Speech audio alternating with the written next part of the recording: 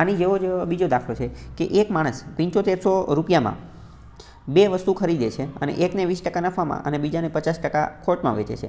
પહેલી વસ્તુની મૂળ કિંમત અને બીજી વસ્તુની વેચાણ કિંમત જો સમાન હોય તો નફા અને નુકસાનની રકમ જે છે આપણે શોધવાનું. મેઇન વસ્તુ આપણે શું કરીએ છીએ એ તમે મગજની અંદર કોન્સેપ્ટ ફિટ કરો. આપણે શું કરીએ છીએ, આપણે એક આપણું નાનું દુનિયા, આપણી એક નાનું વર્લ્ડ, સ્મોલ વર્લ્ડ, આપણું એક નાનું ઘર જે છે એ બનાવીએ છીએ અને એ ઘરની અંદર આપણી જે સ્મોલ વર્લ્ડ, નાની દુનિયા જે છે ને એની અંદર એવી વસ્તુ ફિટ કરીએ છીએ જે રકમમાં કીધેલી હોય. રકમમાં જે વસ્તુ કહેવા માંગતા હોય ને આપણે આપણી નાની દુનિયાને એની અનુસાર બનાવવાની કોશિશ કરીએ છીએ. બરાબર. તો દરેક દાખલાની અંદર આપણે આવું જ કરવાનું છે. તો કે પહેલામાં શું થાય છે તો કે 20% નફો, તો કે આ પ્રોફિટ અને આ 20%. તો 20% એટલે શું તો કે 1/5. તો નફો છે તો 5માં લઈ અને 6માં વેચવું હશે.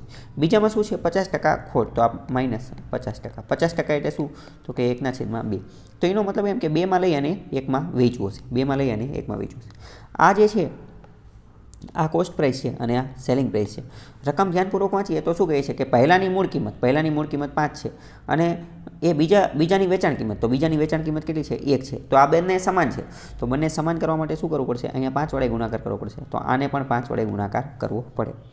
તો અહીંયા કેટલો ગુણાકાર થઈ જાય 5 દુ 10 અને 5 એકુ 5. તો આ જે છે એ પ્રથમ વસ્તુ થઈ ગઈ અને આ જે છે એ બીજી વસ્તુ થઈ ગઈ. તો 5 અને 10 પહેલી બે થઈને કેટલામાં ખરીદી છે તો કે 15માં ખરીદી છે. 15માં ખરીદી છે અને વેચી કેટલામાં છે તો કે 6 અને 5, 6 અને 4 10 અને 1 11. તો કે 15માં ખરીદી છે અને 11માં વેચી હશે. 15માં ખરીદી છે, આ 15 CP અને આ SP. 15માં ખરીદીને 11માં વેચે તો શું થાય તો કે ખોટ છે. કેટલાની ખોટ છે તો કે 4 રૂપિયાની ખોટ છે. 4 રૂપિયાની ખોટ છે. તો કે 15માં ખરીદી અને 11માં વેચી, પણ રકમ ધ્યાનપૂર્વક વાંચીએ તો ખબર પડે કે 7500માં ખરીદે છે. જો હવે અહીંયા જે 7500 7500 જે છે એ ખરીદવાની વાત આવી છે. તો એને આપણે અહીંયા 11 હારે ન સરખાવે, એને કોની યાર સરખાવવા પડે 7500માં ખરીદે છે. તો આને આ 15 નથી, કેટલા છે 7500.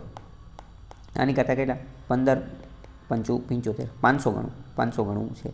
તો નફો થાય ખોટ થાય તો ખોટ થાય. ખોટ પણ કેટલી ગણી હશે 500 ગણી હશે.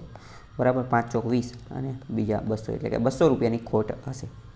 તો આવી રીતે આ આખો દાખલો ગણી શકાય છે.